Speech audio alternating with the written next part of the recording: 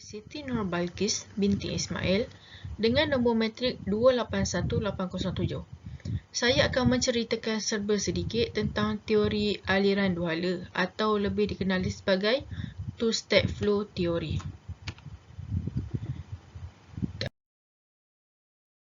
Slide ini mengandungi 3 bahagian, iaitu bahagian pertama pengasas teori, bahagian kedua sejarah teori dan juga bahagian ketiga idea utama serta prinsip teori. Pengasas teori. Paul Felix Lazarsfeld lahir di Vienna, Austria pada tahun 1901. Dia dibesarkan dan dididik di Austria serta menerima gelaran PhD dalam matematik terapan dari Universiti Vienna pada tahun 1925. Disertasinya adalah sebuah aplikasi dari teori Einstein, gravitasi dengan pergerakan planet Mercury. Pada tahun 1925, Paul Felix telah mendirikan sebuah lembaga penelitian yang didedikasikan untuk penerapan psikologi bagi masalah sosial dan ekonomi. Ini adalah yang pertama dari 4 universiti yang berhubungan dengan sosial terapan lembaga penelitian yang didirikan oleh beliau. Yang lain adalah pusat penelitian di University of Newark, pejabat riset radio di Princeton University dan juga Biro Riset Terapan Sosial di Universiti Columbia.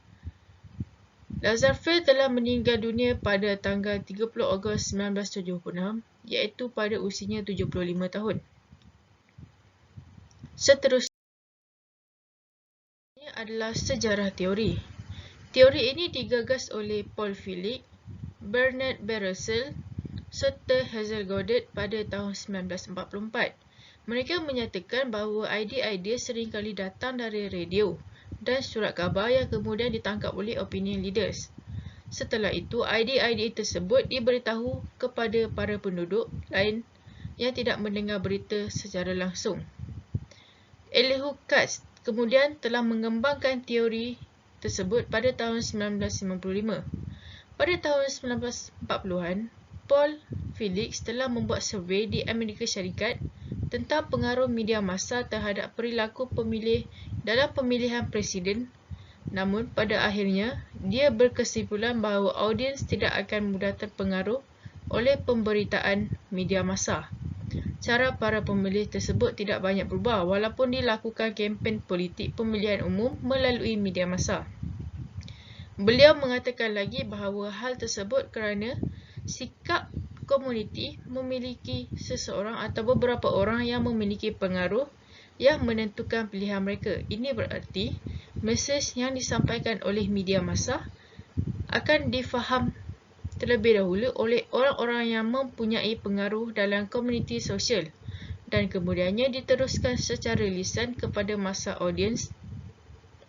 Orang yang berpengaruh di tengah masyarakat tersebut disebut sebagai opinion leader, pemilih pendapat atau pemimpin pendapat. Para opinion leader berperanan sebagai sumber rujukan masa audiens untuk bertanya dan meminta petunjuk. Opinion leader boleh menjadi penyampai terhadap sesuatu pendapat tertentu sekaligus menjadi penjawab pertanyaan dari massa. Ini merupakan 3 gabungan terhadap teori two-step flow. Paul Felix, Bernard Baruchel serta Hazel Goddard. Seterusnya kita alih kepada idea utama serta prinsip teori. Lazarsfeld mula melakukan pemerhatian mengenai bagaimana media massa mempengaruhi masyarakat sebagaimana yang telah disebutkan di atas.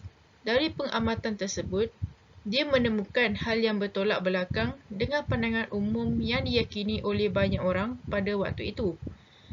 Paul Felix telah menemukan bahawa terdapat banyak hal yang terjadi ketika media massa berupaya untuk menyampaikan pesanannya ke masyarakat. Proses mempengaruhi opinion leader oleh masyarakat terjadi dalam 2 tahap yang berbeza.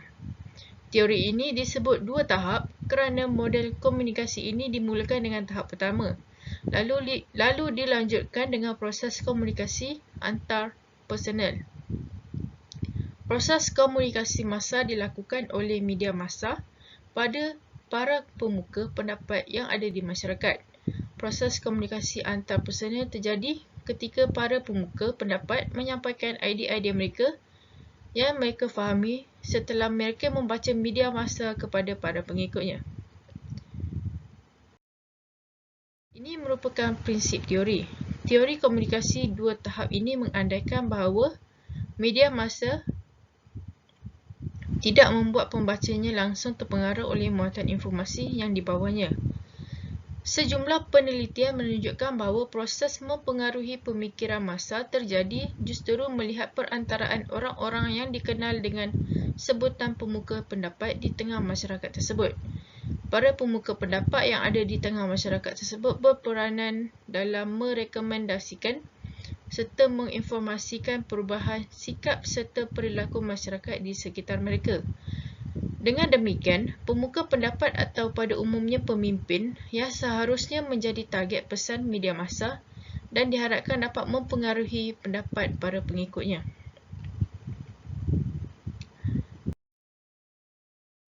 Seterusnya adalah definisi teori. Teori ini menyatakan bahawa pesan-pesan media massa tidak seluruhnya mencapai masa audiens secara langsung, sebahagian besar berlangsung secara bertahap. Tahap pertama dari media massa kepada orang-orang tertentu di antara mass audiens adalah opinion leader yang bertindak selaku gatekeepers. Dari sini, pesan-pesan media diteruskan kepada anggota-anggota mass audiens yang lain sebagai tahap yang kedua sehingga pesan-pesan media akhirnya mencapai keseluruhan penduduk. Teori two-step flow ini boleh dikaitkan dengan perspektif pendekatan kritikal kerana kefahamannya berkait rapat dengan kuasa yang mana opinion leader boleh dianggap sebagai kuasa yang mutlak dan sekiranya opinion leader tidak mempunyai sebarang pengetahuan, maka pengikutnya tidak mengetahui apa jua maklumat yang disampaikan melalui mass media.